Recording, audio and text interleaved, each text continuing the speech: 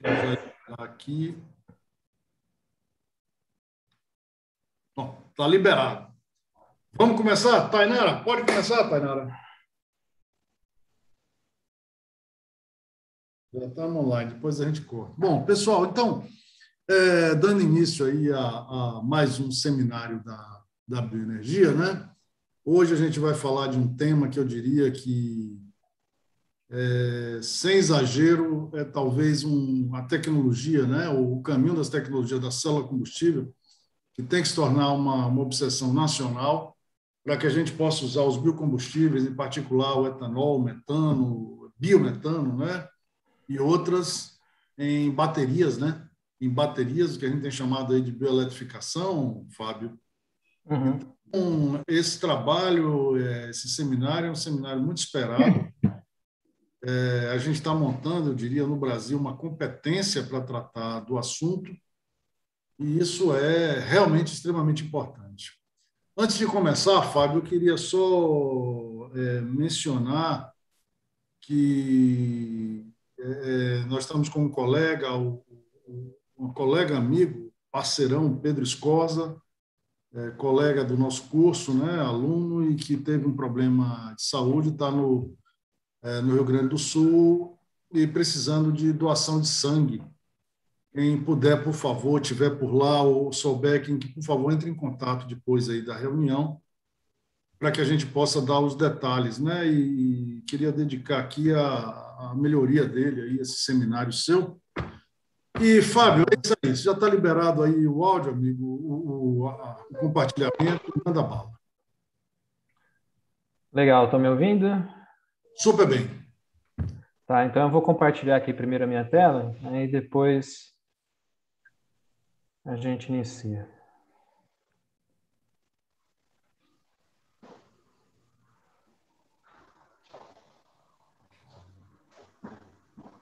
Estão vendo aí a tela?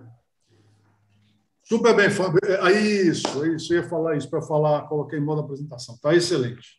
Tá ótimo, né? Não está aparecendo a janela de visualização do Zoom? Não, só a apresentação, né? Não, está ótimo. Está a Tá apresentação ótimo. certinho. Tá bom, então, vou começar. Bom, primeiramente, eu me chamo Fábio Antunes, eu estou muito feliz de poder participar aqui dessa apresentação e mostrar um pouco para vocês sobre células a combustível cerâmicas, né? Eu agradeço muito ao professor Gonçalo, ao professor Hudson Zanin por ter dado essa oportunidade de trabalhar nesse grande projeto de pesquisa aí da FINEP e outros que virão também, né? Falando um pouco sobre a minha trajetória, né? Eu nasci em São Paulo, mas fui crescido no interior do estado de São Paulo, né? Próximo a Bauru, Jaú. E eu fui para a UFSCar com 19 anos de idade, passei no vestibular, né, para fazer o curso de engenharia de materiais. Me formei, né, no curso de engenharia de materiais. Na época, entre a graduação e o mestrado, eu fui condecorado com um prêmio de energia renovável da Petrobras. Naquela época, a Petrobras tinha um programa, né, de incentivo a vários tipos de pesquisa, né, e uma delas era sobre energias renováveis, né, e foi um prêmio, assim, da categoria graduação, baseado em eletrólitos, né, para células a combustível de série dopada com zircônio e ítria. E depois eu fiz o doutorado também na área de materiais compostos homogêneos e heterogêneos, né? Homogêneo seria aí materiais com mesma estrutura cristalina, né? E composição química para eletrólitos de células a combustível cerâmicas e também heterogêneos na forma de filme multicamadas, né? Então a gente usava em homogêneos fases dispersas e orientadas, né? Para esses tipos de eletrólitos e heterogêneos filmes multicamadas ou então, por exemplo, fibras, né, monocristalinas dentro de um material policristalino, mas com estruturas e composições químicas diferentes, né?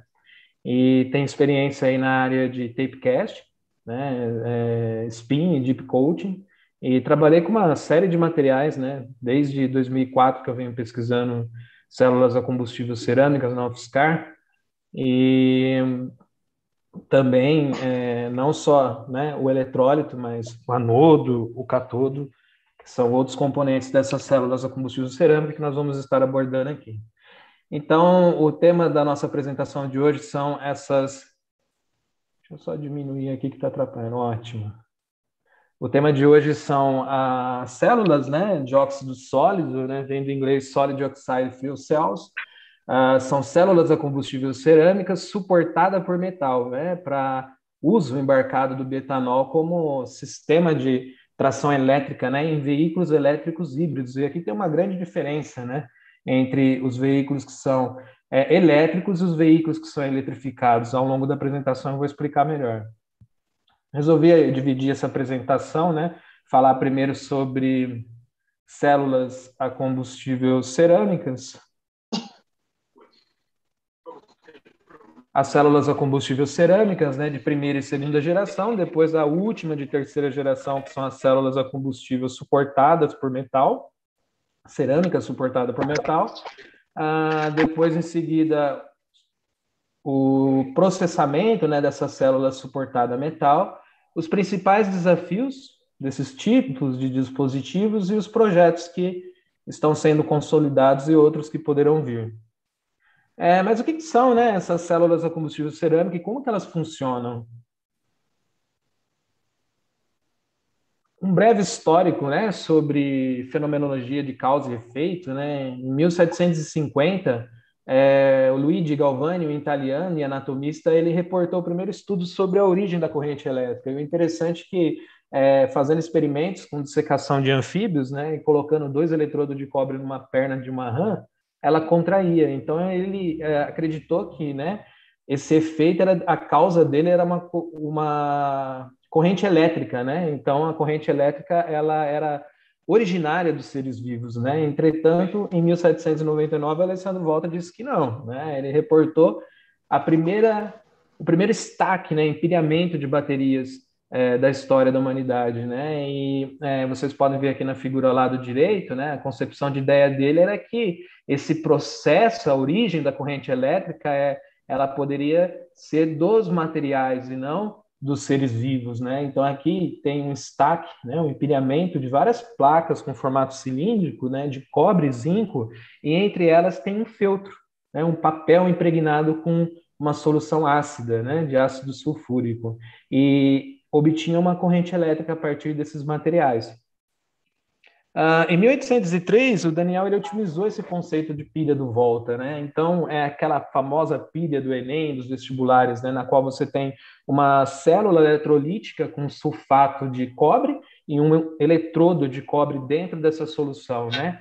Aí, esse eletrodo de cobre, que é o catodo, ele vai sofrer um ganho de massa, né? Porque os íons de cobre, de sulfato de cobre, vão aderir na superfície desse catodo, onde ocorre a redução. Numa outra célula eletrolítica, a gente tem, né, uma outra cuba com sulfato de zinco, onde tem uma folha de zinco mergulhada e esse zinco sofre oxidação, né? Então, os elétrons saem da folha de zinco, vai para um circuito externo e chega até a folha do cobre, né, que é o catodo, né? E daí, entre essas duas células, tem uma ponte salina, né? E essa ponte salina ela é permeável a ânions de sulfato. Então, os ânions de sulfato saem da célula onde tem, né, o cobre, o catodo, e vai em direção à célula onde tem o anodo, o zinco, né? Em 1839, o Sir William Groove ele fez a primeira célula combustível baseada na hidrólise reversa da água, né? Que uma foto dele ao lado direito, a gente pode ver que tem uma ligação em série de vários tubos de ensaio contendo hidrogênio e oxigênio imersos em uma solução de água levemente acidulada, né? Então aqui ocorreu o processo reverso da eletrólise da água, né? Então aqui ele obtinha uma corrente elétrica a partir da reação entre o hidrogênio e o oxigênio. O interessante nesse artigo de 1842 que foi reportado que 5 pessoas, né, de mãos dadas e as das extremidades segurando o eletrodo de carvão, né, sentiam um choque bem leve. É engraçado, né? No próprio artigo, o artigo descrevendo isso, né, e uma pessoa sozinha segurando os 2 eletrodos, né, dessa célula combustível sentia um choque muito forte. E durante o dia, se você aproximasse o anodo e o catodo de carvão bem próximo, rompia o dielétrico do ar e dava para observar uma faísca sendo formada entre esses 2 eletrodos, né? Quais os tipos de células que estão sendo tecnologicamente desenvolvidas, né? Bom, o importante quando a gente fala sobre células a combustível cerâmicas é o eletrólito, ele é o coração da célula, né? Então, aqui a gente tem um breve, né, overview das células, né, que foram desenvolvidas tecnologicamente e vêm sendo, né? Por exemplo, nós temos aqui a célula de membrana polimérica, a AFC, que é a célula de alcalina, né? A PAFIC, que é a célula de ácido fosfórico, a MCFC, que é a célula de carbonato fundido, e a SOFIC, que é a célula, né, de óxido sólido, ou a célula combustível cerâmica. Então, o eletrólito de uma célula que possui uma membrana polimérica, né, geralmente, comercialmente, é usado um material que é chamado de Nafion. É uma membrana bem fina, né? E ela é um politetrafluoretileno sulfonado, capaz de conduzir prótons, né, em sua estrutura molecular. Enquanto a célula combustível cerâmica, os materiais eletrólitos são no estado sólido, a polimérica também, mas esses materiais, eles têm estruturas cristalinas, né? O polímero aqui, enquanto ele pode ser um material semicristalino, a célula combustível cerâmica tem eletrólitos que são totalmente cristalinos. Por exemplo, você pode usar fases cúbicas, como da zircônia dopada com ítria, ou séria dopada com gadolinha, né? Ou então perovskitas, né? E os eletrodos da célula polimérica geralmente são baseados em carbono e o catalisador platina, e platina é um material caro, né?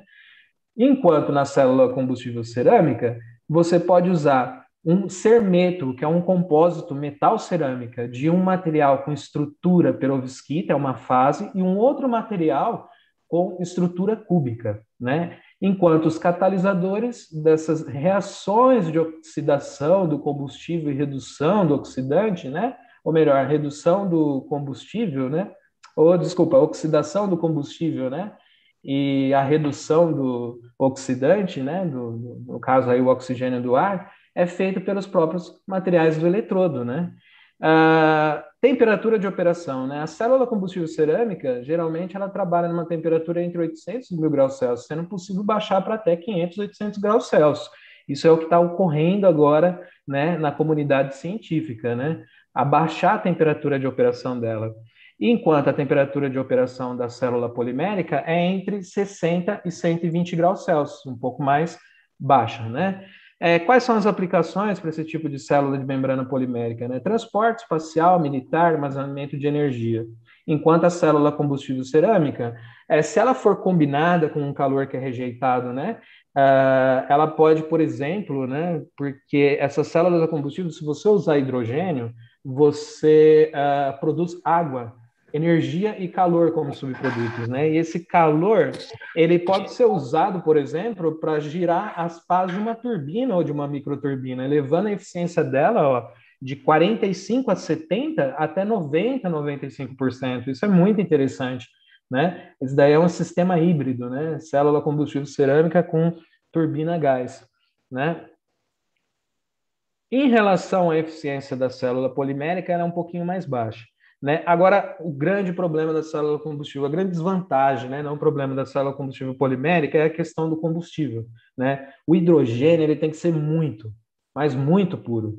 Se tiver mais ou menos aproximadamente 20 a 50 ppm de gás sulfídrico, H2S, né, contendo enxofre, já é o suficiente em pouco tempo para matar essa membrana polimérica. Ele envenena a membrana polimérica, ou seja, ela perde a funcionalidade, né, diminuindo aquelas propriedades, por exemplo, elétricas, que são as desejadas para ter uma elevada performance. E quando nós falamos em performance, é densidade de potência, saída de corrente elétrica sobre uma tensão, né? Então, aqui é utilizado hidrogênio reformado e puro a partir de hidrocarbonetos, e também tem algumas que usam metanol, tá? Agora, as células a combustível cerâmica, você pode usar tanto o hidrogênio como hidrocarbonetos. Só voltando aqui, o monóxido de carbono também é um veneno para essas células a combustível poliméricas, tá? Né? E aqui você já pode usar o monóxido de carbono como combustível em uma célula combustível cerâmica, né? o hidrogênio, hidrocarbonetos, tais como querosene, gasolina, né, diesel, gás metano, né? E por que não o bioetanol, né? Também é possível. Já existem muitos estudos que utilizam células de segunda geração suportada por anodo, na qual são utilizados biocombustíveis, e dentre eles o bioetanol. Aqui um simples vídeo, né, explicando por que o setor de mobilidade ele está preferindo usar as células cerâmicas do que as poliméricas. Veja bem, aqui a gente tem, né, a representação de uma célula polimérica, o anodo ao lado esquerdo, o cátodo ao lado direito, separado por um eletrólito. Entre o eletrólito anodo e o eletrólito cátodo, nós temos o material catalisador.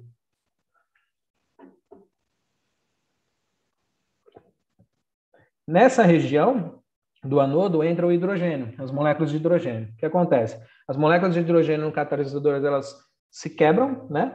Aí liberam elétrons para um circuito externo e os prótons se difundem através dessa membrana polimérica, e ela é uma membrana semipermeável, onde passa apenas esses prótons. Em seguida, esses elétrons chegam na região do cátodo, reagem com o ar, com os prótons provenientes da membrana, para formar água. E o interessante é que no escapamento do carro tem alguns vídeos do Toyota Mirai nos Estados Unidos usando hidrogênio, que o pessoal aperta um botão e ele descarrega a água pelo escapamento. Mas por que não se... o setor de mobilidade está preferindo usar células a combustível cerâmica? Primeiro, a questão do hidrogênio, né?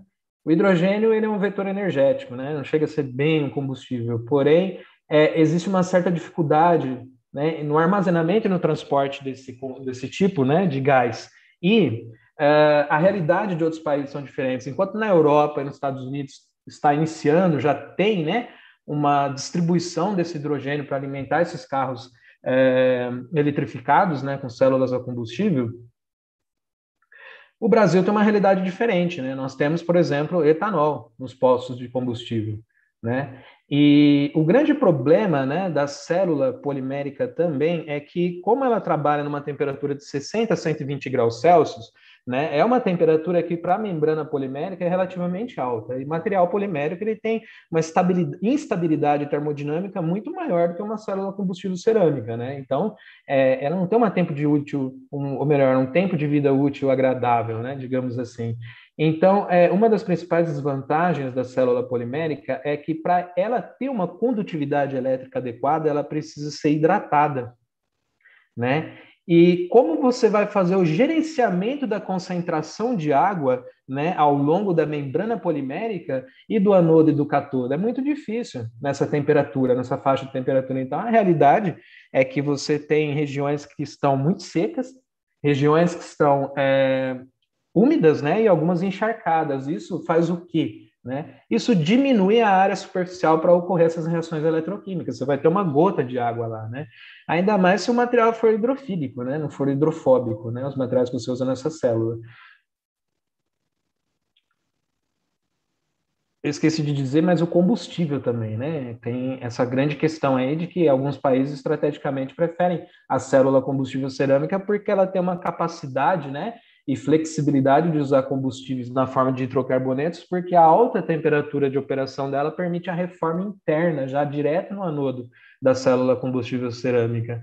Mas essas células, né, o que elas são? Elas são dispositivos eletroquímicos de conversão de energia, né? Ou seja, elas convertem a energia de um combustível, a energia química armazenada nas ligações químicas, né, de um combustível diretamente em energia elétrica, sem passar por aquele ciclo de Carnot, né, que os carros a combustão interna passam, e perder a sua eficiência, né, na forma de calor dissipado para o ambiente. Então, aqui nós temos um elemento de volume de uma célula combustível suportada pelo anodo, né? O anodo aqui é um material poroso, né? Sobre ele nós temos um eletrólito bem fino e denso, né? Geralmente de zircônia dopada com ítria, mais especificamente zircônia dopada com 8% mal de ítria. Aqui em cima um outro cátodo poroso, onde vai estar passando, né, o ar, ou seja, ou melhor, o oxigênio proveniente do ar, né? Aqui nós temos um interconector positivo, geralmente uma cromita de lantânio, né, que é condutora de elétrons. Se você dopar ela com estrônios, ela pode ser condutora de ânions de oxigênio também, mas geralmente é uma cromita de lantânio apenas. Aqui embaixo nós temos também essa cromita de lantânio, que é um interconector cerâmico condutor de elétrons, né? E olha que interessante. Na região do anodo vai passar, por exemplo, o hidrogênio, combustível. O que acontece, né? Aqui nessa região, ao lado esquerdo, nós temos um zoom da interface, né? Entre o eletrólito e o anodo. E existem regiões que são chamadas de triple phase boundaries, né? Na qual nós temos uma fase sólida de zircônia dopada com 8% mol de ytro e uma outra fase de níquel metálico, né? Então, o níquel é responsável pelo transporte eletrônico, enquanto a cerâmica de zircônia dopada com ytro é responsável pelo transporte de íons de oxigênio. Nessas regiões aqui, onde você tem uma fase sólida, uma fase sólida cerâmica, uma fase sólida metálica e a fase gasosa, é onde ocorrem essas reações eletrocatalíticas. Então, o hidrogênio ele chega na superfície do níquel, a molécula se quebra, né? Ela se liga com os ânions de oxigênio proveniente dessa fase aqui do eletrólito, porém, essa interface ela pode estar aqui no anodo, porque o anodo ele pode ser um compósito, né, de níquel metálico e zircônia dopada com ytro, é o mesmo material do eletrólito.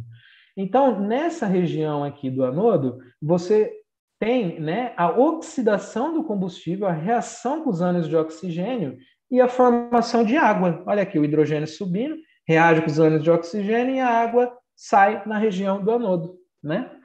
Na região do catodo, tem um zoom dessas interfaces também, é semelhante. O oxigênio proveniente do ar, ele chega na superfície da cerâmica, né? Ele sofre redução, né? Porque os elétrons vão sair desse material e vão para esse material aqui. E eu esqueci de dizer, o catodo geralmente é uma manganita de lantânio dopado com estrôncio, é um condutor misto. Ele é um condutor tanto de elétrons como de ânions de oxigênio, né? E daí esses oxigênios são reduzidos, formando ânions de oxigênio, na qual vão atravessar essa membrana, né, de zircônia dopada com 8% mol de ytro. Então aqui você tem, né, a semi-reação do anodo, que é o hidrogênio, né, na região aqui do anodo, reage com os ânions de oxigênio proveniente do eletrólito, e o eletrólito ele é semipermeável apenas, né, aos ânions de oxigênio, né, ele é denso para não ocorrer a mistura entre o gás e o combustível, para formar água e 2 elétrons que são enviados para um circuito externo. Na região do catodo, a outra semi-reação é o oxigênio molecular sendo reduzido pelos elétrons, né, dessa outra reação que chegam, né, que saem do polo negativo e chegam ao polo positivo, para produzir 2 ânions de oxigênio que vão atravessar o eletrólito, né, e assim vai essa reação em um ciclo, né, digamos assim, fechado. Fábio, Sim. pô, fantástico, mas eu tenho 2 perguntas. Sim, claro. Primeiro, esses materiais que você comentou. Você falou que se podia repetir, por favor, o material do catodo e o material do anodo.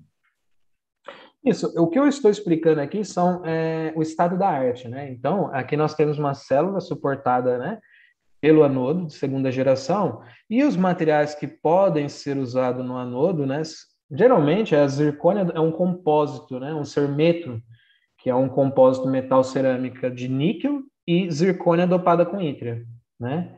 E no catodo já é um material compósito, né, de zircônia dopada com yttrium e manganita de lantânio dopada com estrôncio. Porém, em alguns casos, utiliza-se só a manganita de lantânio dopada com estrôncio como catodo, né? Mas geralmente são usados esses cermetos, né? No caso do anodo, e aqui esse compósito cerâmico que tem 2 materiais cerâmicos diferentes, né? Aí eu queria te perguntar o seguinte: primeiro, o preço desses materiais em relação, por exemplo, à célula que você falou antes, as células PEM. E segundo, por que a temperatura alta é importante para evitar o envenenamento, né, desses materiais? E, por exemplo, uma das coisas que eu vi em relação à célula SOFC, que o pessoal é que você não pode elevar a temperatura dela muito rapidamente, porque ela pode rachar, né? Quer dizer, você tem que fazer uma elevação de temperatura. Se você for falar disso depois, por favor, siga seu caminho. E se não, se você puder comentar essas coisas, eu te agradeço. Na verdade, eu vou comentar isso ao longo da apresentação, professor, mas então pode deixar. Falando Pode sobre o seguir. custo, senão eu vou esquecer, mas falando sobre o custo, sim, esses materiais cerâmicos, eles são baseados em terras raras, né? E terras raras, como todo mundo sabe, são materiais, além de raros, né? Não difíceis de minerar, mas são caros, né? Em termos de competitividade, né? De mercado. Por exemplo, uma membrana polimérica, né? De Nafion, ela não é barata também. Eu não sei dizer ao certo qual é o valor. O que eu posso dizer é que 1 quilo, né? Que a gente fez a compra desses materiais no projeto, 1 quilo de zircônia dopada com 8% molde ítria da Tozó, que é uma empresa japonesa que produz um material de boa qualidade, ela custa mais ou menos uns US$ 150, né? Agora, a séria dopada com gadolínio, que pode ser usado como zircônia no lugar, né? É um outro eletrólito que pode ser usado no lugar da zircônia dopada com ítria, de maior condutividade elétrica, né? O custo do quilo está na faixa de 3.200, né, dólares. Isso o material de uma empresa, né, que fornece esse material, que chama Fuel Cell Materials, né? É um pouco caro, né? Mas em relação à temperatura de operação, né, eu esqueci da pergunta, mas seria por que ocorre esse envenenamento, né? Na verdade, a célula polimérica, já na temperatura de 60 a 120 graus Celsius, que comparado com a célula cerâmica é uma temperatura menor, porém, para o material polimérico é uma temperatura alta. E é uma temperatura na qual é difícil de gerenciar a concentração da hidratação dessa membrana polimérica, né? E mesmo nessa temperatura ocorre o envenenamento dela. Se o combustível não for puro o suficiente, se ele tiver monóxido de carbono e enxofre. Por quê? Como o material polimérico, né, a estrutura molecular dele é muito sensível à temperatura, ainda mais na presença de água, né? Se você tiver enxofre ali, o enxofre ele pode reagir, né, com essas moléculas e modifica a estrutura. Modificando a estrutura, você vai modificar as propriedades termomecânicas dessa membrana polimérica, né? Mas a grande questão é que, por exemplo, o gás sulfídrico, o enxofre, ele contamina a célula na região do anodo, né? Então, você tem uma deposição de enxofre mesmo na superfície dela, né? E a 120 graus Celsius, o enxofre está no estado sólido. Então, você diminui a área superficial para ocorrer essas reações eletroquímicas. Eu vou dar continuidade, se alguém quiser perguntar, não tem problema, tá? Pode interromper. Seguindo aqui, agora apareceu um negócio aqui em cima que está me atrapalhando.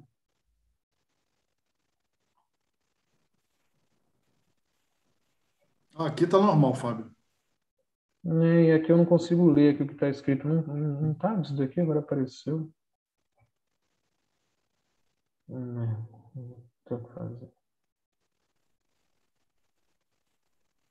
Tá, vamos continuar lá, qualquer coisa eu abaixo aqui. Quais são os principais tipos, né, de stacks, né? Stacks e empilhamentos. Agora...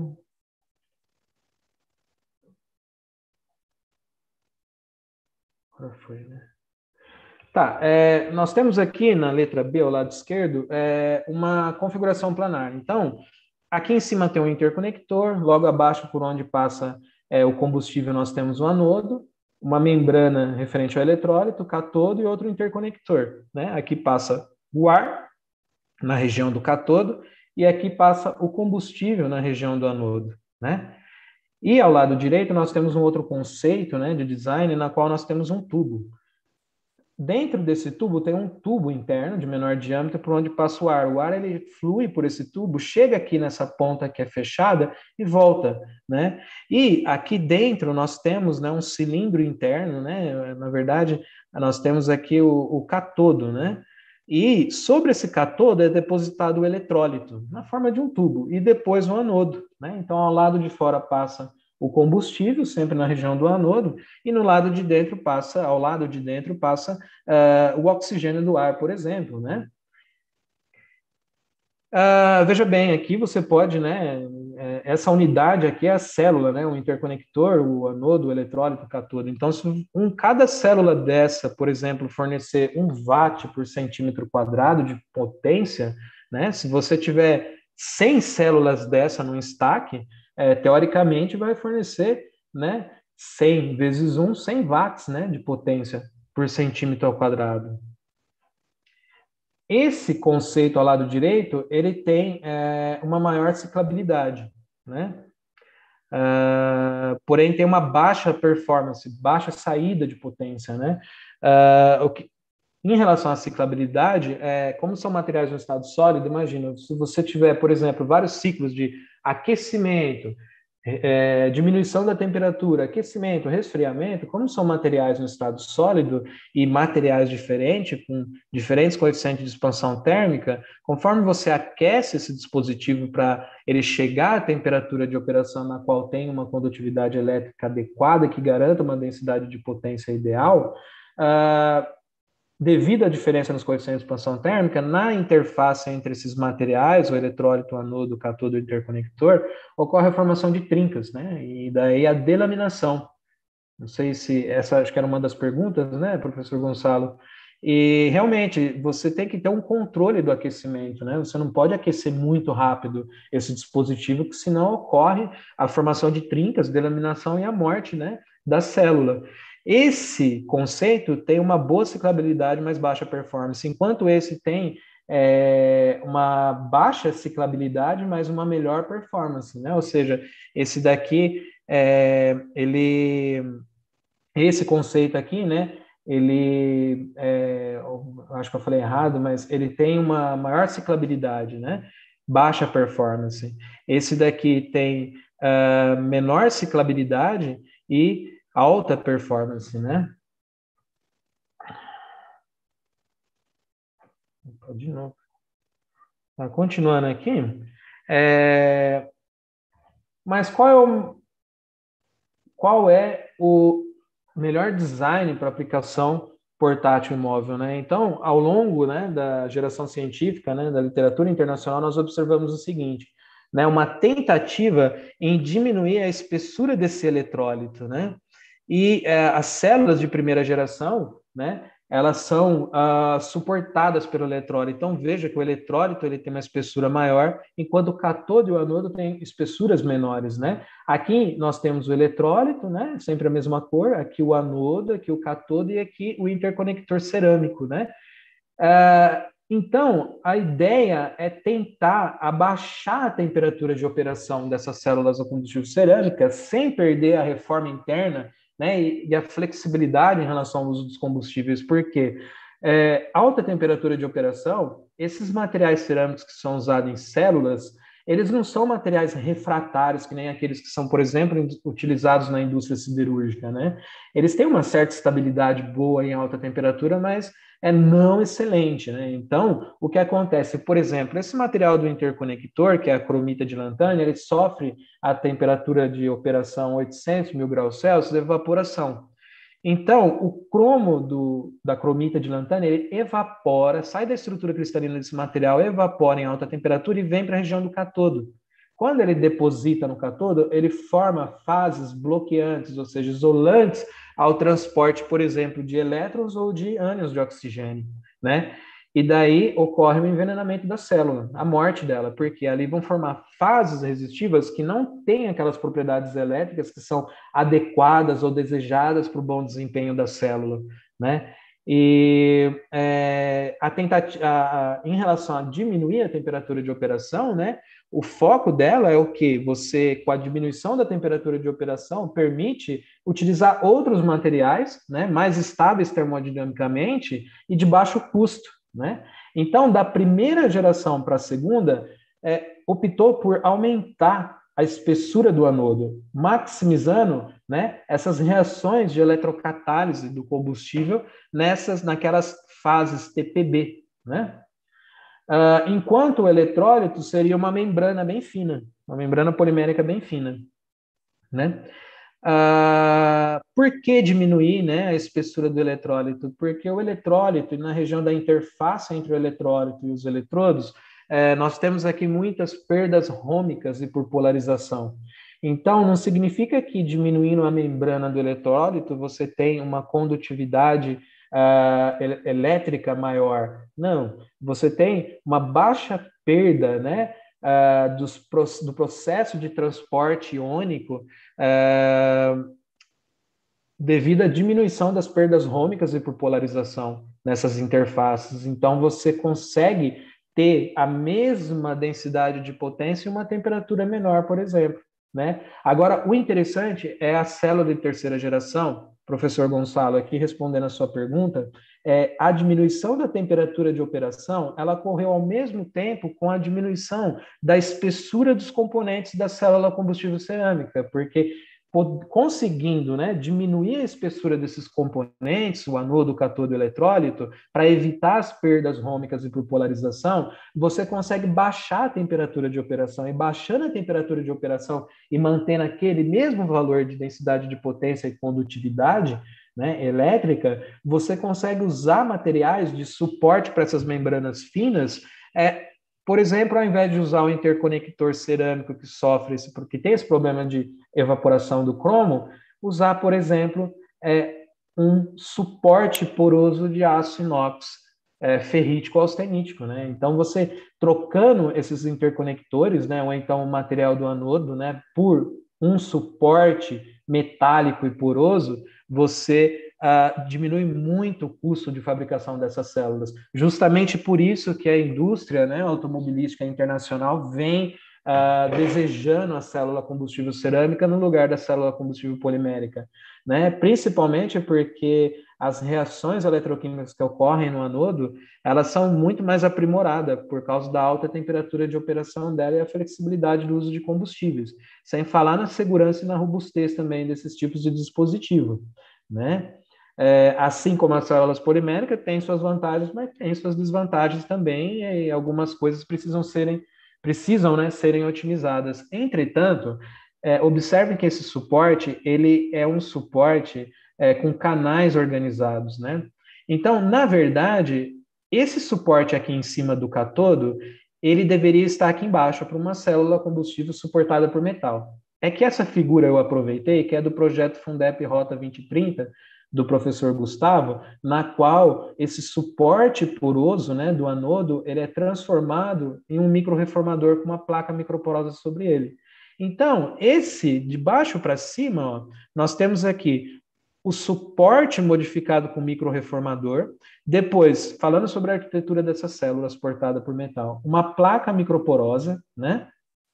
Aí, sobre essa placa microporosa, nós temos a difusão nós temos a deposição por PVD, Physical Vapor Deposition, uma barreira contra a difusão, né? Que é chamada de DBL, né? Diffusion Barrier Layer, né? Sobre essa barreira, nós temos o anodo base, depois o anodo ativo, o eletrólito, o catodo e um suporte poroso, né? O interconector cerâmico é só para célula de primeira e segunda geração.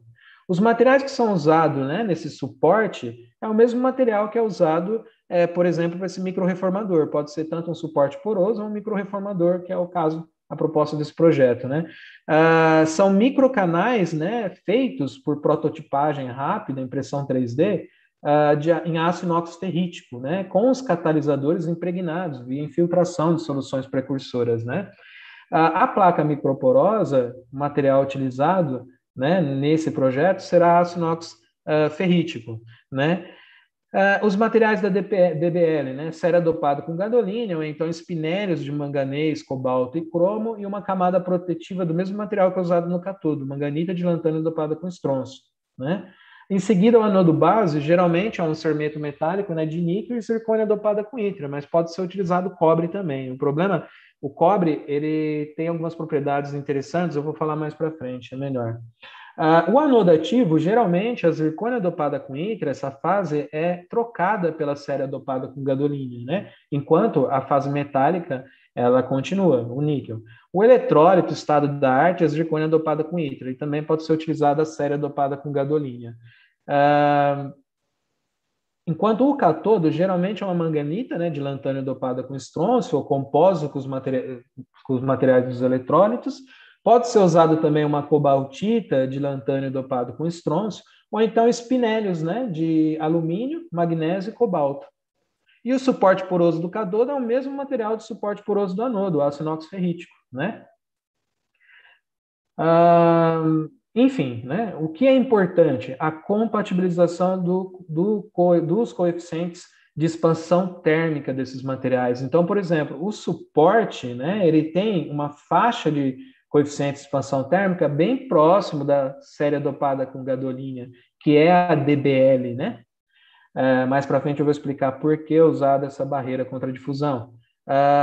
E muito próximo dos materiais que são utilizados no anodo. E veja, a série dopada com gadolina no eletrólito também tem um coeficiente de expansão térmico bem próximo dos materiais do anodo, né? A zircônia dopada com ítrio é um pouquinho baixa, mas bem próximo. O LSM, ó, coeficiente de expansão térmica, 12 vezes 10 elevado a menos 6 vezes Kelvin menos 1, né? E aqui, o interconector cerâmico é usado, né? O coeficiente de expansão térmica desse material que é usado nessas duas células de primeira e segunda geração.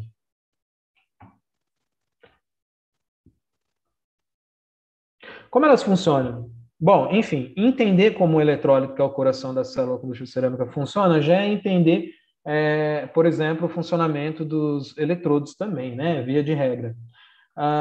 Por exemplo, né, o eletrólito, ele é um cristal cerâmico, né? Então, um cristal cerâmico, ele pode ser representado por uma célula unitária, né? E essa célula unitária, ela se repete ao longo alcance, formando um retículo cristalino. Então, veja bem, aqui nós temos um arranjo, né, tridimensional dos cátions em verde de zircônio. Essa célula unitária é para zircônio. Então, aqui, em todas as posições, em todos os vértices desse cubo e na metade de todas as faces do cubo, nós temos cátions de zircônio. Então, 1/8, né? Porque tem 8 vértices um cubo, então 1/8 de 8 cátions de zircônio dá 1 cátion de zircônio. Metade de 6 cátions de zircônio nas faces dessa célula unitária, né? 6 dividido por 2, 3. Então, por célula unitária, nós temos 4 cátions de zircônio. Os ânions de oxigênio, eles estão ocupando todas essas posições intersticiais tetraedrais dentro dessa célula unitária. Então, aqui nós temos 1, 2, 3, 4, 5, 6, 7, 8. Então, respeita a relação estequiométrica da zircônia, né? Porque seriam 4 cátions de zircônio e 8 ânions de oxigênio. Então, 1:2, ZrO2, né? Entretanto, esse material ele não tem uma condutividade iônica adequada, né? Então, o que faz é dopar esse material com um cátion aliovalente, com valência diferente. Então, por exemplo, o ítrio. O que acontece? Quando 2 cátions de ítrio entram na estrutura cristalina da zircônia para formar uma solução sólida, 2 cátions de zircônio, eles saem desse cristal e entram 2 cátions de ítrio. Então, como o cátion de zircônio é mais 4, 2 cátions de zircônio vão deixar 8 elétrons na estrutura cristalina, né? Como o ítrio ele tem valência mais 3, 2 cátions de ítrio entrando, fica mais 6. Então, vai sobrar 2 elétrons. Para manter a eletroneutralidade do cristal, esses 2 elétrons eles vão ser expulsos junto com o oxigênio, né? Na forma de um ânion de oxigênio, formando uma vacância de oxigênio. Então, na verdade, assim como os semicondutores na física, nós temos para cada elétron um buraco, né? Um defeito eletrônico, nos cristais cerâmicos, esses tipos de materiais, nós temos vacância de oxigênio, né? E se não houver vacância de oxigênio, esse tipo de defeito, não tem como um ânion de oxigênio atravessar essa membrana semipermeável. Aqui uma anotação de Kroger-Vink, na qual a ítria, né, ocupa 2 sítios do zircônio na estrutura da zircônia, formando esse defeito, né, carregado negativamente, veja que aqui tem 2, forma 3 oxigênios, né, que vão poder se recombinar para formar oxigênio molecular na atmosfera, e uma vacância de oxigênio, que é o portador de carga, né, principal desse tipo de eletrólito. Veja que interessante que a concentração de vacâncias de oxigênio é metade da concentração do dopante. Por exemplo, se você tem, pensando em atômico, se você dopar uma zircônia com 8% mol de ítria, né, na verdade, como aqui é Y2O3, você está colocando 16 átomos ou melhor, 16 cátions de ítrio no local de 16 cátions de zircônio, né? Então, para cada 84 átomos de zircônio, nós temos 16 átomos de ítrio, né? Aí nós temos 100 cátions, né? Somando. E 8 vacâncias de oxigênio. Por isso que na notação atômica nós temos lá, né? Aqui não está escrito, mas 84 cátions, né, de zircônio.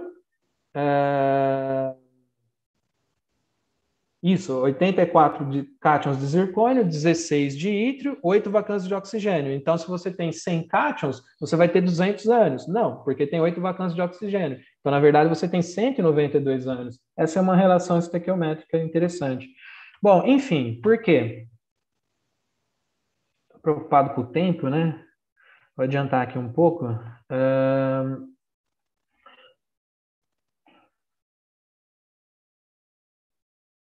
Tá. Aqui é um gráfico, né, da condutividade em função do inverso da temperatura. Então, a partir de dados, né, por uma técnica de espectroscopia de impedância, a gente, por exemplo, consegue extrair dados da reatância resistiva do material que nós estamos estudando, né? Aqui, nesse caso, nós temos uma curva de Arrhenius para a condutividade total de vários eletrólitos de zircônia dopada com ítria, né? Esse tipo de gráfico da condutividade em função da temperatura você pode obter, por exemplo, por medida de corrente contínua, mas o interessante é usar a espectroscopia de impedância, porque você consegue, por exemplo, separar, né, as contribuições à condutividade elétrica, tanto do interior dos cristais e das interfaces entre os cristais, que são chamados de contornos de grãos. Então, a partir de dados de reatância resistiva e com a característica geométrica da amostra, você obtém valores de resistividade, né? E em função da temperatura, esses valores de resistividade, o inverso delas, você extrai a condutividade. Se você aplicar o logaritmo e tomando cuidado que é exponencial, fazendo uma mudança de base e aplicando 2,3 no denominador da energia de ativação, você obtém a equação de uma reta, que é essa daqui. E o interessante é que você consegue extrair valores de energia de ativação, porque todo o processo de difusão, de condução elétrica, ele é termicamente ativado, né? Então, por exemplo, uma energia de ativação próxima de 1,09 elétron-volts é característico de um transporte iônico, né? E próximo de 0,5, 0,4 já é um transporte eletrônico, né? Aqui um espectro de impedância obtido a 350 graus Celsius de um eletrólito de zircônia dopada com ítrio, né?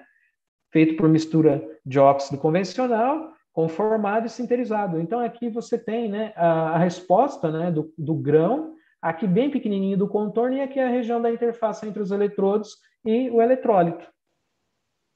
E a partir desse espectro de impedância, aqui no eixo X nós temos a reatância resistiva tanto para o interior dos cristais, o grão, como para o contorno. Mas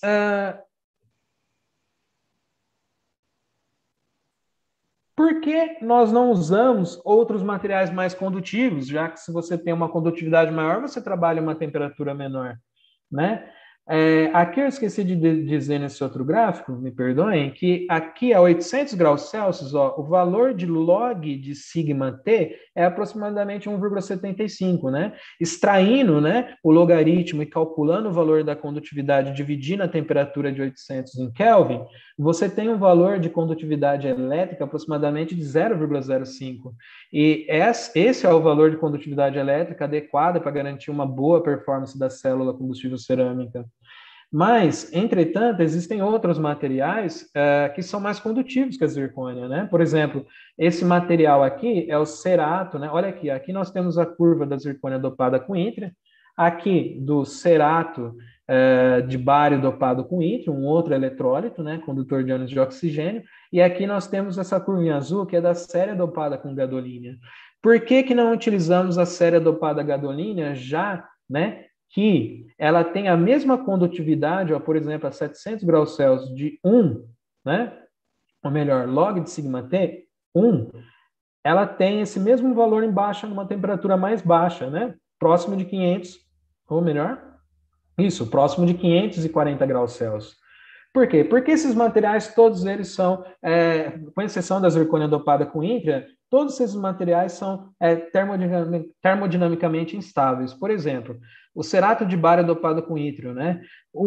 Esse material, depois que forma a solução sólida, na presença de dióxido de carbono e umidade, ele volta aos seus óxidos originais, ou seja, forma o carbonato de bário, o óxido de sério e o óxido de ítrio. Né? Ele é bem instável. A séria dopada com gadolina, ela tem um probleminha. Na região do anodo, em baixa pressão parcial de oxigênio, o que acontece com o cátion sério? Ele sofre, né, uma redução.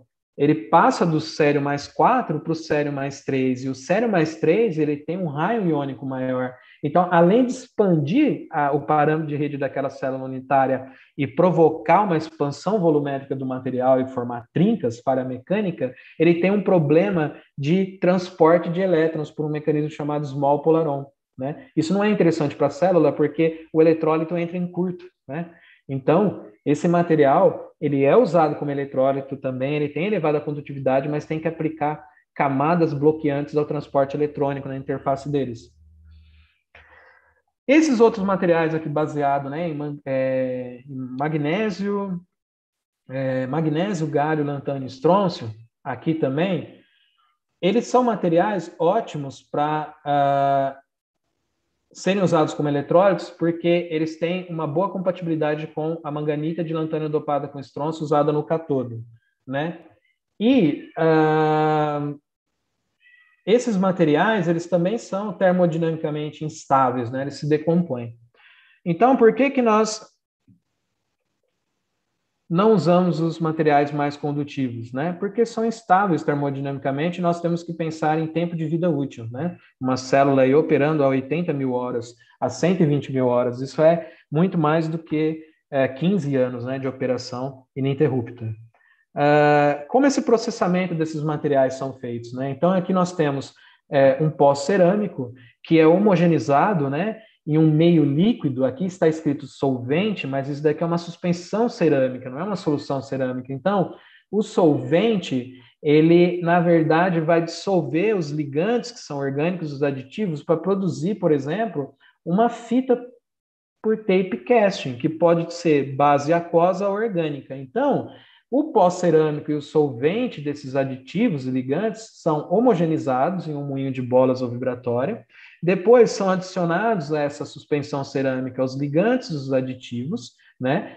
Passam por outro processo de homogeneização, um processo, né, de desgaseificação para retirar bolhas de ar. Em seguida, eles são colocados no reservatório, onde tem uma lâmina chamada Dr. Blade, e ou essa lâmina se move, ou a fita aqui embaixo de suporte se move, de tal maneira que é produzida uma lâmina, a verde, que nós chamamos, ou uma fita de um material cerâmico, porém flexível, porque tem polímeros, né, na composição aqui, na formulação dessa fita.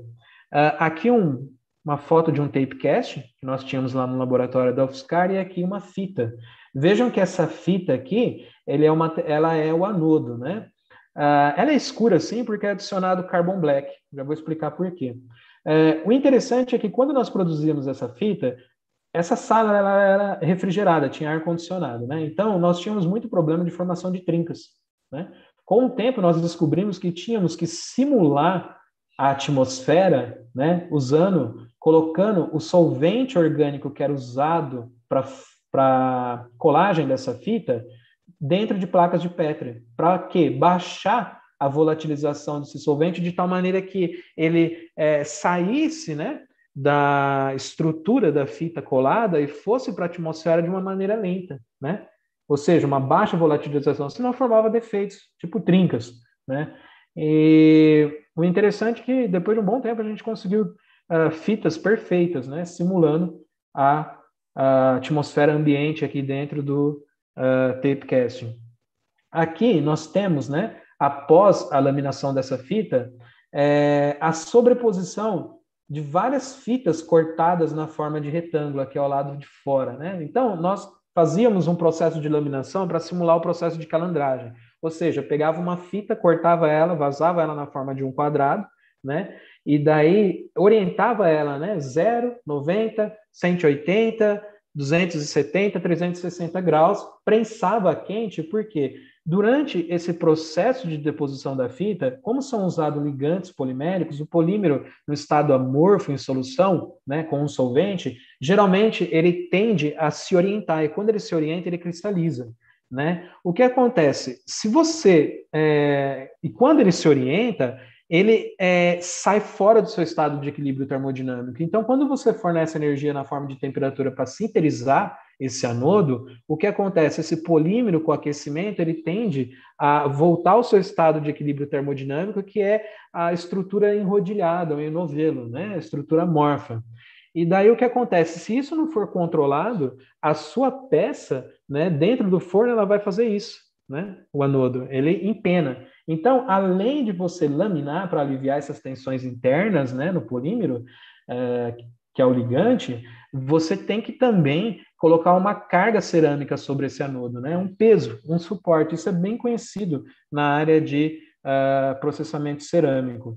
Aqui nesse outro slide, como formular, por exemplo, uma suspensão de base aquosa para anodo por tape casting. Geralmente, né, para o anodo, nós colocamos, né, de base aquosa, nós colocamos aqui no moinho vibratório e deixamos durante 4 horas, né? Água, Dril, que é um defloculante dispersante, que é um poliacrilato de amônio, o carbon black, né, que é negro de fumo, é um carbono, né? Ele é um formador de poros, né? Então, com o aumento, né, durante a sinterização da temperatura, esse carbon black ele vai sofrer decomposição, formar CO2, e daí ele deixa poros na estrutura do anodo. E aqui é utilizado o material como comprado, por exemplo, o óxido de níquel e zircônia dopada com ítria, né? Esse material ele é fino e granulado.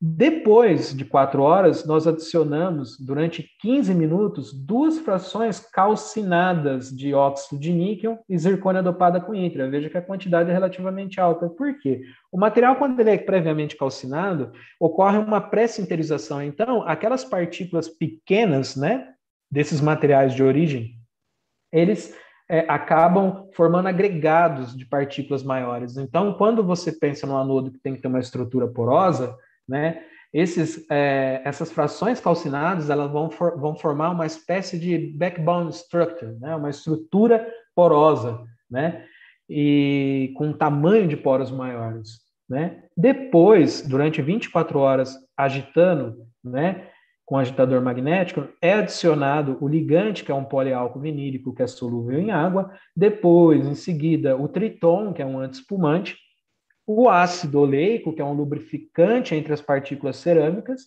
e o polietileno glicol, que é um plastificante do PVA, né? Deixa o PVA mais flexível. E a glicerina, que por sua vez é um plastificante do polietileno glicol.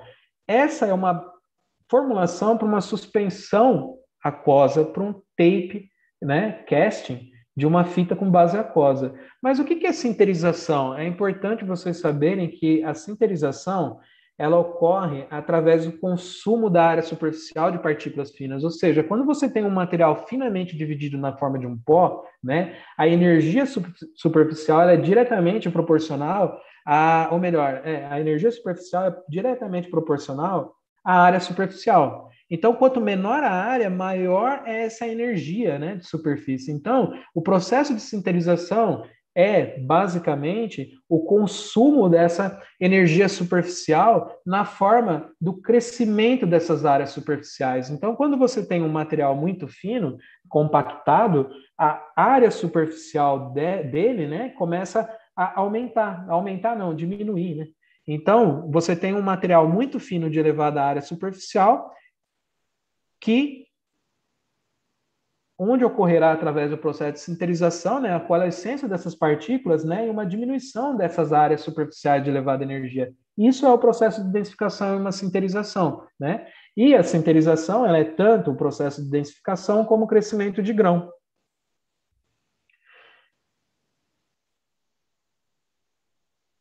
Aqui algumas figuras, por exemplo, um tape casting de um eletrólito bicamada, na qual nós temos aqui um eletrólito de zircônia dopada com ítria e um eletrólito de céria dopada com gadolínio. Aqui embaixo uma figura, mas não é desse tape, dessa lâmina bicamada, né? na qual nós temos aqui um eletrólito denso e um eletrodo, né, poroso. Aqui um exemplo, né, de uma fita obtida por tapecast, na qual nós temos a zircônia dopada com ítria de um lado e é colaminada, né, por tapecast. E aqui nós temos um compósito de óxido de níquel e zircônia dopada com ítria. Aqui embaixo uma microestrutura do eletrólito denso e da interface entre o eletrólito e o anodo compósito. Aqui uma figura, né, de um eletrólito cortado na forma circular obtida a partir do tapecast, né, de uma suspensão aquosa, de base aquosa. Aqui nós conseguimos atingir espessuras de no máximo 100 microns, né, para o eletrólito via tapecast. Aqui alguns eletrodos, né, o anodo obtido por tapecasting antes da sinterização e após a sinterização, né, eles foram cortados na forma de círculos. E aqui nós temos também a possibilidade de obter por tapecasting eletrólitos, né, de elevada densidade, né, porque técnicas como o tapecasting, a grande dificuldade é produzir componentes densos, né? Então, se você adicionar, por exemplo, 1% mol de óxido de cobalto, óxido de zinco, você consegue baixar a temperatura de sinterização, né, desse eletrólito de série dopado com gadolínio de 1.500 para 1.300 graus Celsius, por exemplo. Aqui um processo diferente de obtenção também do eletrólito sobre o anodo, por spin coating, né, na qual nós temos aqui embaixo o anodo e em cima o eletrólito, bem denso, né? Aqui uma imagem, vocês podem ver, é uma imagem de microscopia eletrônica de varredura, né? Desculpa, eu não comentei, de zircônia dopada com ítria e óxido de níquel, né? Veja que os grãos de óxido de níquel, eles possuem um cisalhamento de planos de átomos do cristal, né? Uma transformação martensítica. E isso ocorre porque as taxas de retração durante o processo de sinterização da fase de zircônia dopada com ítria e do óxido do níquel são diferentes, né? Então ocorre ali um cisalhamento, né, dessas partículas. Depois que esse anodo, né, quando ele vai ser utilizado como componente da célula combustível cerâmica e você, por exemplo, passa o hidrogênio combustível, o que acontece? O óxido de níquel, em baixa pressão parcial de oxigênio, ele perde o oxigênio, vai para a atmosfera, formando níquel metálico. E o que acontece com esse processo de redução desse anodo compósito? As partículas de óxido de níquel se transformam em níquel e se descolam da matriz de zircônia, né? Isso é um probleminha, porque reduz a área e o contato, né, dessas áreas que são chamadas TPB, né, as Triple Phase Boundaries. Chegando finalmente nas células suportadas por metal, né? Mas nós queremos construir, né, essas células a combustível suportada por metal. Porém, como? Vejam bem, aqui nós temos, né, a estrutura, a microestrutura, né, de uma célula combustível cerâmica suportada por um metal poroso. Então, aqui um suporte metálico de aço inox ferrítico, tá vendo? Aqui é um material, aqui são escuros, são poros, né? Sobre esse suporte poroso é aplicada uma DBL de série dopada com gadolínio, né? Uma barreira contra a difusão. Em seguida, o anodo base de níquel dopado com, ou melhor, de um compósito, né, de zircônia dopada com ítria e níquel metálico. E veja que interessante, aqui já é utilizado um níquel metálico, não óxido de níquel, para fazer o anodo base e o anodo ativo. Por quê? Porque já evita, né, aquele problema do descolamento das partículas, né, de óxido de níquel para formar o níquel da matriz de zircônia dopada com ítria, né? Então, veja nessa figura ao lado direito, que é o aumento aqui nessa região, né, dessa microestrutura, né? Aqui nós temos a camada do anodo ativo, na qual é um material de série dopada com gadolínio, né, e níquel metálico. Veja que aqui tem uma fase, né, que são esses grãos cinzas maiores, né, a fase do níquel, né, e tem uma baixa tortuosidade do anodo base, né, até ou melhor, do anodo base, que é o anodo ativo nessa região, então é do anodo base até o eletrólito. Então, essa fase níquel, ela é responsável pelo transporte de elétrons ao longo alcance, enquanto essas partículazinhas menores aqui é séria dopada com gadolínio, né? Por que ter essa distribuição do tamanho de poros do anodo, né? Ou seja, aqui tem poros maiores, aqui poros menores. Porque quando chega no anodo ativo, a última camada tem que ter uma baixa rugosidade, porque esse eletrólito de zircônia dopada com ítria, ele é depositado por PVD, né? Veja que aqui tem 1,5 microns, mais ou menos, de tamanho esse eletrólito. Em seguida é depositado uma outra DBL e depois o catodo. Isso é o que nós precisamos desenvolver nesse projeto. Não é fácil, né? Porém, não é impossível. Qual é o nosso sonho? O nosso sonho é o que esse pesquisador aqui, né, e os colaboradores conseguiram em 2020, né? Eles fizeram uma célula a combustível cerâmica suportada por metal por um processo chamado screen printing, né, também, na qual eles obtiveram uma densidade de potência a 700 graus Celsius de 2,6 watts por centímetro ao quadrado, entregando 3,5 amperes por centímetro ao quadrado a 0,7 volts, né? Usando hidrogênio e água. Isso é interessante, porque os poços de combustíveis, o etanol é hidratado, né? Então, veja aqui a densidade de potência ao lado direito, né? Nós temos aqui a 700 graus Celsius, um pico de densidade de potência de 2,6 watts por centímetro quadrado. É muito alto, né?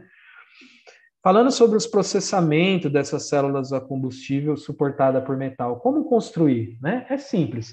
Geralmente, nós temos, né, ou compramos um suporte poroso produzido via metalurgia do pó por tape casting também, de aço inox ferrítico. Sobre esse suporte é depositada uma camada bem fina, que é chamada de DBL, que é uma barreira contra a difusão, eu já explicarei. Em seguida, é depositado um anodo com tamanho de poros e partículas maiores do que o anodo ativo. E em seguida, o eletrólito, né? Depois do eletrólito, uma outra DBL e depois o catodo, né? Veja bem, geralmente, sobre esse suporte poroso, esses materiais do anodo, eles podem ser depositados por tape casting ou por screen print, ou, por exemplo, processo chamado plasma spray, né? Eles têm que ser porosos, né? Para permitir que os gases, os combustíveis, o bioetanol, o hidrogênio, cheguem, né, nessas interfaces chamadas TPB, a molécula ocorre o processo de quebra, né? E daí os elétrons são transportados para o circuito externo até chegar ao catodo, né? O eletrólito, né, depositado por PVD, e essas DBLs também por PVD, né, porque tem que ser muito fino e denso. Esse é um grande desafio. O catodo geralmente é depositado por screen print, ou por tape casting também. O eletrólito ele pode ser depositado por sol gel, você consegue até espessuras homogêneas de 1, 2 microns, né, via sol gel. E também microestruturas densas, né, porém, pensando em escalonabilidade, você consegue cobrir áreas de 1 centímetro quadrado, mas áreas de 144 centímetros quadrados precisa de uma otimização desse processo de sol gel. Aqui uma microestrutura linda, na qual nós podemos ver um suporte poroso. Veja que a barra aqui tem 100 microns, aqui deve ter mais ou menos 1 milímetro, ou 500 microns, aproximadamente, né, do suporte poroso. Sobre ele, ó, é depositada uma DBL. Veja que como ele é poroso, essa DBL vai ter uma outra figura com aumento maior, ela é uma fase bem clarinha aqui, ó, bem fina, né? E veja que ela não é uma fase totalmente homogênea sobre o suporte poroso, porque o suporte é poroso, né? Então é difícil evitar a difusão de elementos químicos do suporte para o anodo e do anodo para o suporte. Aqui o anodo, veja que ele né, sempre o anodo base, ele tem um tamanho de poros maior do que o anodo ativo. Aqui não tem um eletrólito, é só o anodo para poder ver melhor essa região aqui do anodo. Uma outra maneira de processar, de construir essas células a combustível suportada por metal é por colaminação, né? Como você faz? Você tem um suporte poroso, né, na qual você deposita, aqui é o suporte poroso, aqui tem a célula, né, o anodo, o eletrólito, o catodo, e aqui em cima outro suporte poroso. Aqui tem um aumento ao lado direito. Abaixo nós podemos ver o suporte poroso, o anodo base, um eletrólito, nesse caso, é uma zircônia estabilizada com escândia e não ítria. Depois o catodo e um outro suporte poroso sobre o catodo. Aqui também foram aplicadas DBLs, mas elas não estão resolvidas nesse aumento de 10 microns, né? A ideia é você, por tape cast metalurgia do pó, obter um suporte poroso de aço inox ferrítico, ou comprar, né? Depositar a DBL por PVD, em seguida o anodo, o eletrólito por PVD, outra DBL entre o eletrólito e o catodo e depois um suporte poroso sobre o catodo. Em seguida, os materiais catalisadores, por exemplo, níquel dopado, ou melhor, céria dopada com gadolínio ou zircônia dopada com ítria, ele é infiltrado nessa estrutura porosa do suporte do anodo por um processo chamado infiltração de soluções precursoras, né? Depois ocorre um processo de secagem, de calcinação em baixa temperatura para formar essas partículas, esses materiais eletrocatalisadores, tanto na região do suporte do anodo como do suporte do catodo. É uma outra maneira de produzir esses tipos de célula combustível suportada por metal, né? Aqui no caso é um trabalho do Dog Begovic, né? Do LBNL, o Lawrence Berkeley National Laboratory, da Califórnia, nos Estados Unidos. E aqui eles usaram um eletrodo simétrico infiltrado, que é praseodímia, ou óxido de praseodímio.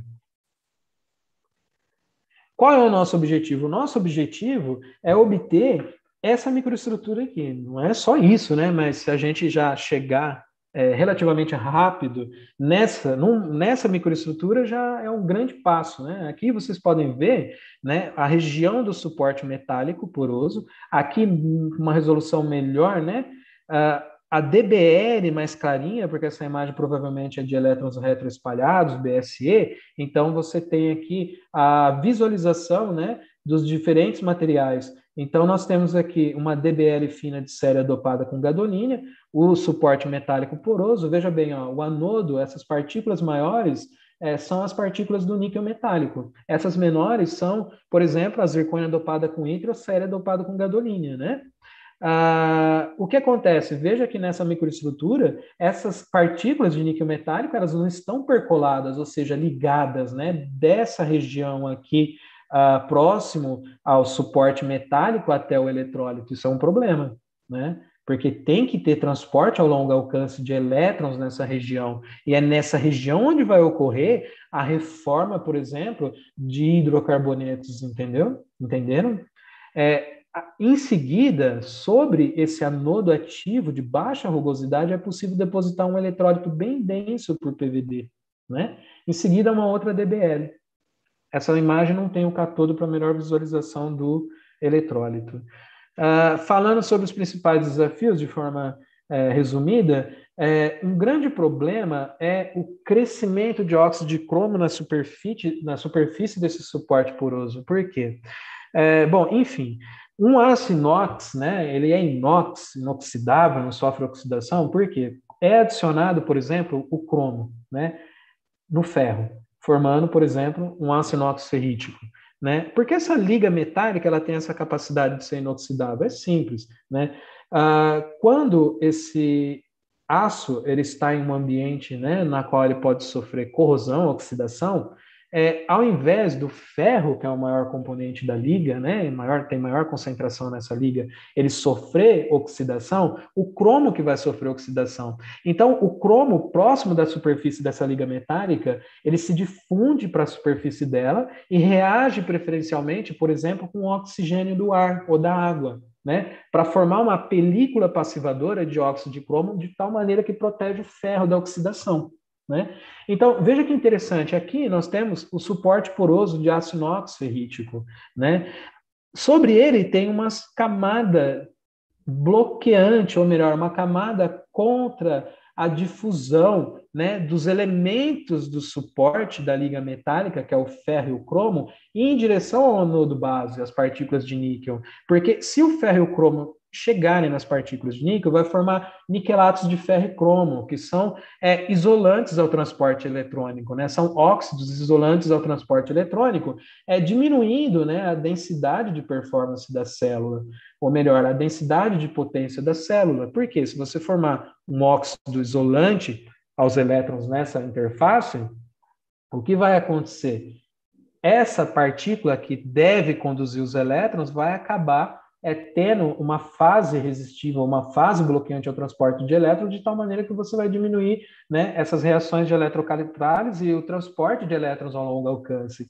Isso diminui a densidade de potência da célula, né, diminui a tensão, a entrega de corrente e, com o tempo, mata a célula, né? Então, pode ocorrer também a difusão, a evaporação, né, e a deposição de níquel no suporte de aço inox ferrítico. Quando o níquel vem para o suporte, ele provoca a austenitização do aço inox ferrítico, né? Os aços inox austenítico têm 15 a 30% de níquel, né? E um aço inox austenítico, ele tem uma baixa, né, resistência à oxidação comparada com o aço inox ferrítico, né? Além de aumentar o coeficiente de expansão térmica, né? Quando o níquel sai dessas partículas do anodo e vem para o suporte de aço inox ferrítico. Isso é um grande problema. Por isso que é colocada uma camada de cera dopada com gadolina nas interfaces, né?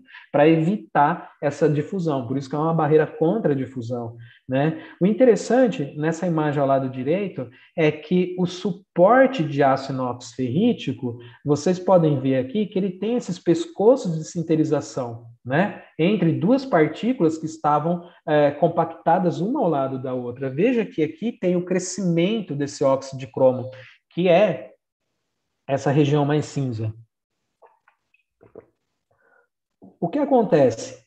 Né? Aqui ainda tem um fio metálico, né? Vocês podem ver que tem um fio metálico. Então, os elétrons ainda estão sendo transportados dessa partícula em direção a essa.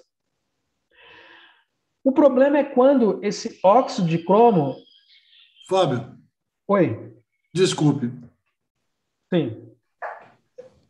Uma questão importante, que, bom, primeiro, o tempo. Né? Não, mas eu estou adorando. Eu estou aprendendo demais, e não só estou adorando, aprendendo demais por razão pessoal, mas eu acho que esse seu seminário é extremamente importante para nos educar a todos. Eu tenho um monte de perguntas, um monte, e não vai dar tempo da gente concluir hoje. Não vai dar tempo, porque se a gente concluir hoje, você não vai conseguir falar tudo que eu gostaria que você falasse e te perguntar.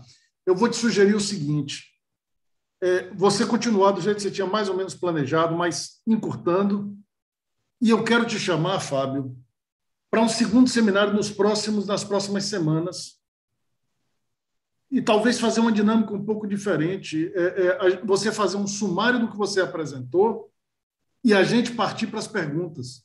Eu vou querer assistir novamente isso que você está apresentando aqui, né? Então, de novo, eu vou querer assistir novamente, vou passar isso aqui para um monte de gente do grupo, para que a gente assista novamente, para poder fazer as perguntas.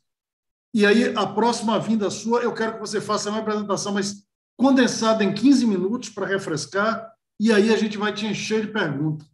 O Hudson está aqui também, eu queria saber se ele topa. Opa, com certeza absoluta, Gonçalo. Obrigado aí pelo convite. Eu trouxe o Fábio aqui para falar, né? Eu falei, eu vou deixar o Fábio falar, porque a gente preparou aí o capítulo de livro, preparou o estado da arte junto, né? Junto com o professor Gustavo também. E o Fábio tem uma eloquência muito grande, o cara que tem falado aí sobre o assunto defendido também, esses pontos que a gente tem conversado. Acho muito bom a gente se unir aí num momento, numa outra tarde, e discutir sobre esse assunto, ver as limitações, o que pode ser feito ainda, outros caminhos a seguir. O que está colocado aqui é o estado da arte, não quer dizer que... Hudson, todo mundo está fazendo. Ricardo está aí também. Ricardo, se você puder abrir a câmera e o microfone, eu queria também sua opinião. Eu acho que esse seminário de vocês é central. É fundamental. Inclusive, nós estamos... não existem coincidências, né? Existem razões que a própria razão desconhece. Né? E nós estamos para tratar disso no combustível do futuro. Estou tendo uma aula aqui que... O duro é que não dá tempo de anotar tudo, mas é fundamental falar disso. Ricardo, se você concordar, e eu acho que é isso mesmo. Fábio, eu vou te pedir para fazer uma breve conclusão. Te peço desculpa de ter te interrompido, mas essa interrupção é que você apresente novamente, mais uma vez. Ainda tem um monte de coisa, não vai dar tempo. Então, tem mais 5 slides, que era só para mostrar umas fotos. Tem um monte de coisa que eu vou te perguntar. Um monte de coisa que eu vou te perguntar. Posso dar uma sugestão, professor? Pois não, fala, Fábio. Nesses 15 minutos, se o senhor marcar uma próxima apresentação, a gente pode falar só sobre os desafios, que são 10, 15 slides. Aí eu acho ótimo. Então, eu já vou deixar aqui, isso aqui, Hudson, se você quiser trazer seus outros colegas, eu vou querer também que todo o nosso grupo, né, da AVL, o pessoal da Bosch, né, e o pessoal da Volkswagen também, participe da próxima. Vou pedir para que eles assistam o seminário antes da participação. Aí, Fábio, eu vou pedir para que vocês façam 15 minutos de uma espécie de um sumário do que você falou hoje, né? Para que nos permita partir exatamente para os projetos, o que os projetos têm que alcançar, quais são os desafios e como é que vocês enxergam que a gente pode chegar realmente, né? Vou simplificar para caramba. Há um carro que eu abasteça de etanol, né? Ligue ele seja elétrico a partir dessas células. Quer dizer, qual é a durabilidade disso? Qual o custo que a gente poderia ter com uma coisa dessa, né? Assumindo que a tecnologia vai funcionar e que a gente vai conseguir fazer isso em larga escala. Como é que, se isso existe realmente uma oportunidade para o Brasil ser uma das lideranças nessa tecnologia? Queria, Fábio, que você começasse a pensar sobre o assunto. O Hudson, a gente tem conversado bastante sobre isso, mas eu tenho a impressão que esse é o caminho. Fábio, acabando aqui, eu já vou lhe mandar a proposta de data. Eu quero que seja nas próximas semanas, nem que eu tenha que jogar e empurrar um pouquinho os seminários que a gente tem para lá, para cá, para que você veja nas próximas semanas, a gente não perca isso. Combinado, professor, sem problemas. Peço desculpa Hudson, pela... está de acordo? Gonçalo, a gente poderia depois pegar no grupo e fazer uma discussão. O Fábio trazer as contribuições aí que a gente tem, sumarizar o que a gente tem discutido em grupo. É perfeito, ótimo, vai ser muito bom. Inclusive, os riscos e as incertezas que o pessoal tem, porque o Fábio colocou aqui de um jeito muito eloquente e muito as imagens que o pessoal avançou, e durante 10, 15 anos de trabalho, pelo menos, parece ser tudo muito simples, mas no fundo, não é tão simples assim preparar essas coisas que ele colocou. Deixa eu te falar uma coisa. Isso não parece simples, e não é simples, e é simplesmente, se tiver que falar o simples, genial.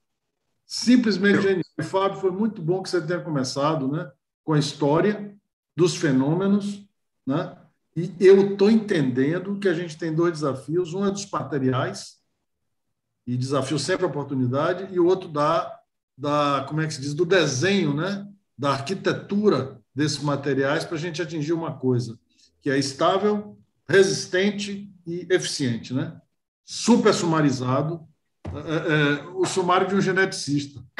Fábio, agora a gente vai ter que não entende patavina do detalhe, mas percebe a importância e é isso. Eu tenho um monte de perguntas e eu não quero de forma nenhuma que a gente perca essa oportunidade que de verdade, é central para o país.